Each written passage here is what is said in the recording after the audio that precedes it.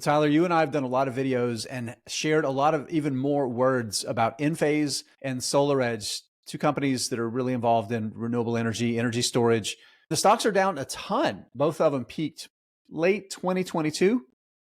They're down like 70 and 80% each, respectively, for Enphase and for SolarEdge. Not great, Bob. A lot of people, not great, Bob.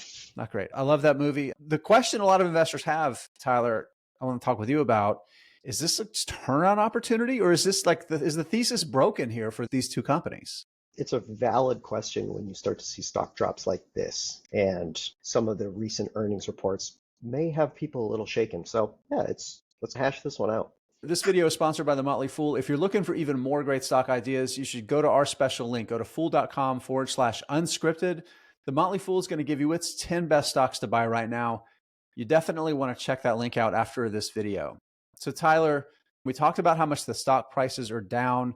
Let's lay the longer term story. Even with them both being way down, they've been big time winners over the years. And one thing that we need to keep in mind when we say that too, though, is that the businesses have done well, but these were also companies at one point that were extremely richly valued. There's no doubt about that. If you look at the chart here, you look over the past decade, really kind of the 2016, 2017 period is when these stocks started their run, I guess is the best way to put it. And the run, not just the stock price, but the business itself, really getting traction, really starting to take market share to now you have these two companies that make up roughly 90% of the distributed solar, the panel level electronics that go on those distributed solar panels, like rooftop solar on homes and businesses.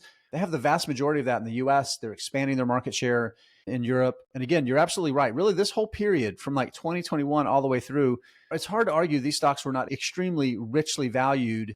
Tyler, even though they were very richly valued, to a certain extent, they were richly valued for a good reason. That's they were highly, highly profitable businesses, throwing off cash, building up their cash on their balance sheets, growing their margins, even as they were taking market share.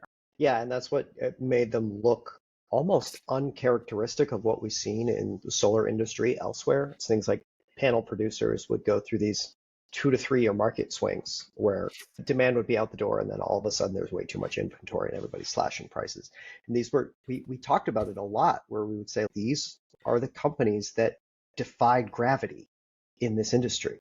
And so it's that gravity, I guess you will, is starting to take hold here, because one of the big trends that you and I have been discussing on a lot of other subjects here is financing costs. And when you have something like a solar project for your home, which probably means something like a HELOC or some other financing mechanism, the cost of that went way up. It went from in the 4% range a couple of years ago to now we're somewhere in almost the 7s and as high as 8s. And so when you start looking at financing costs like that going through the roof, it just obviously meant that sales were going to slow down. And that has been the case with both of these companies in 2023, where if you look at their sales numbers, they have been on the decline, which is something we had not seen with them, and something that I think a lot of investors weren't prepared for, I guess. That's maybe not the right word to use, but just kind of it's a perfectly apt way to describe it, because again, you look at how much the stock prices have come down. It's clear the average investor in these companies was not prepared for the sort of decline that we've seen in sales. Let's go back to the beginning of 2018. This basically covers the period where these two really started to become dominant in market share and growth. And you see, by and large, I'm going to show percent off of high for revenue growth. And this is really the first time, again, you look at SolarEdge revenue fell back in the beginning of 2021, one quarter, it fell 10%. Right. And then immediately right back to growth, and a little single digit decline for Enphase. By and large, the revenues have absolutely been scorching higher. And this is the part where we talk about exactly what you're describing, because this is where all of this started to happen with the stock prices coming down, is in these recent quarters. We'll start with Enphase. I want to do a couple of screen shares here, and we'll start with Enphase. Again, this is its second quarter revenues, call it $711 million. Now that was up. It was a flat. It was from the prior year's quarter. Now, if you look at its third quarter sequentially, started to go the wrong way. Right? We knew that was going to happen, but that was a pretty big decline based on that history number that we talked about before. Definitely the biggest decline in revenues in the company's history. It gets even worse. This is the third quarter. Here's their guidance for fourth quarter. At the mid-range, they're calling for $325 million. So again, they're talking about 2 quarters ago, second quarter did $711 million. And now we're saying we're going to do 325 at the midpoint. Even at the high end of guidance, still less than half the revenue that they did back in the summer of this year. SolarEdge, it's basically the same thing. In the third quarter, they had about $735 million in sales. And then for their fourth quarter guidance, they were guiding between 300 and 350 million. So we're looking at a greater than 50% decline quarter over quarter. Yeah, that's huge. These companies have never gone through that. And a lot of it is because they were consolidating and taking market share as they were growing, and residential solar was doing incredibly well for an extended period of time. Utility scale was more cyclical, particularly outside of the US, but residential solar in the US was pretty strong and didn't really have any big cyclical declines during that 5 or 6 year period. So this is the first time these two businesses have run into that. Question I asked before at the beginning, is this an opportunity to buy, do you think, or to be maybe watch listing and thinking about maybe starting a position, or do you think the thesis is broken here? I don't know if I'm ready to say it's broken, and because I'll just speak from my personal experience as an investor. I've invested in both SolarEdge and First Solar, and a lot of what I'm seeing with this kind of reminds me a bit of First Solar, in the sense of like they're cyclical businesses where sales will First vacillate. Solar, the thin film solar panel manufacturer that focuses on that utility scale business. But it's a cyclical business that margins wax and wane over time. Management has built the business to more or less ride out the cyclicality of the industry, hold a lot of cash, not get over levered, and the way that they have grown their business has been manageable. I feel like SolarEdge is similar in some of those qualities. They don't manufacture themselves. They use third-party contract manufacturers.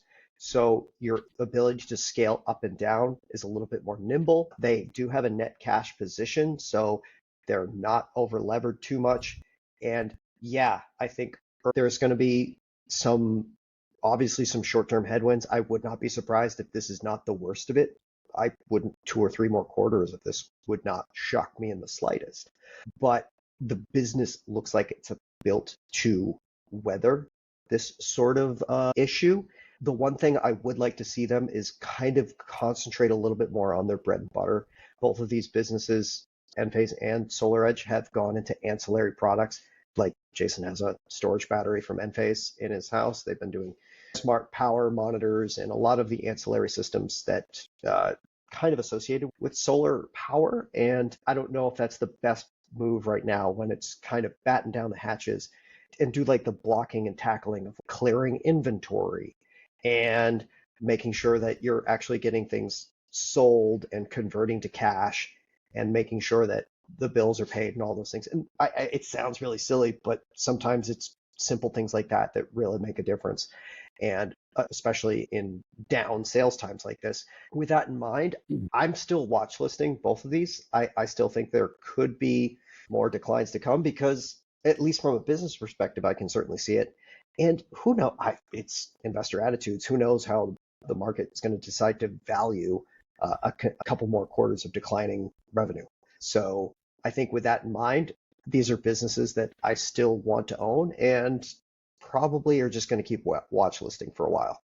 I've actually made starter positions for both of these companies in the past 6 weeks, and largely, Tyler, for the things you said. Number one, I'm definitely more aggressive as an investor than you are. You tend to be more conservative when it comes to these sorts of situations, but I agree 100%.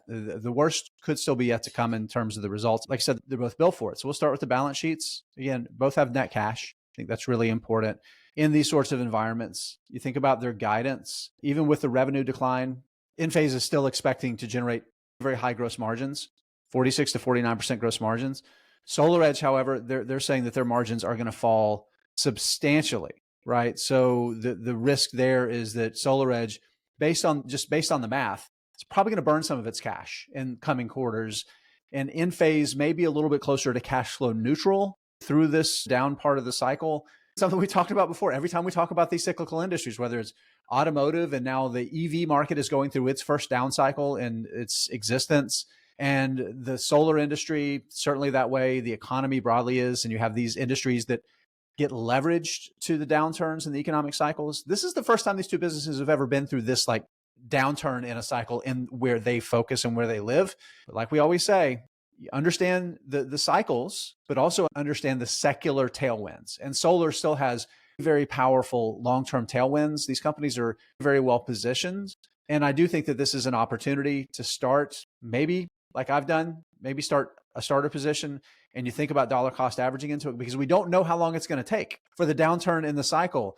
And it's going to give you an opportunity to learn. This is the big thing I want to see, is how good are they at managing their balance sheet, really focusing on operations, getting back to those core businesses that you talked about, and less focus on the ancillary things while they're trying to preserve cash, so that when the market does turn back to growth, you want these companies to be able to step on the gas and go, right? You want them to be ready to go as soon as the opportunity happens, and not having to gradually rebuild capacity or those sorts of things. So that's why I'm kind of leaning in a little bit more, because I think they are best of breed and the secular tailwinds are so good, but there's definitely risk. This could take a lot longer to recover than we might be expecting.